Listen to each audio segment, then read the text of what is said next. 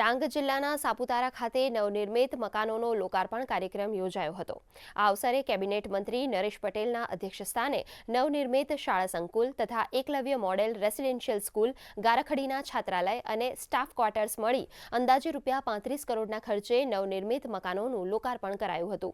આ પ્રસંગે ડાંગ કલેક્ટર શાલિની દુહાન, જિલ્લા વિકાસ અધિકારી કે.એસ. વસાવા, પ્રાયોજના વહીવટદાર આનંદ પાટીલ, નાયબ જિલ્લા વિકાસ અધિકારી હિરલ પટેલ સહિત પદાધિકારીઓ, અધિકારીઓ અને મોટી સંખ્યામાં વિદ્યાર્થીઓ અને વાલીઓ ઉપસ્થિત રહ્યા હતા।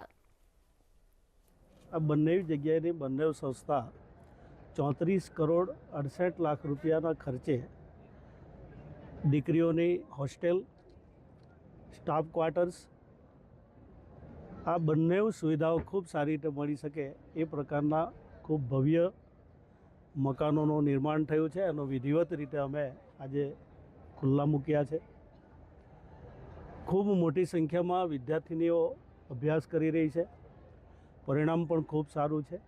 આવનારા દિવસોમાં જે રીતે દેશ ખૂબ આગળ વધી રહ્યો છે, આત્મનિર્ભર બની રહ્યો છે અને એવા સમયે આ ભવિષ્યનું, આ ભાવિ પેઢીનું ભવિષ્ય ખૂબ ઉજળું હશે એ હું ચોક્કસ માનું છું।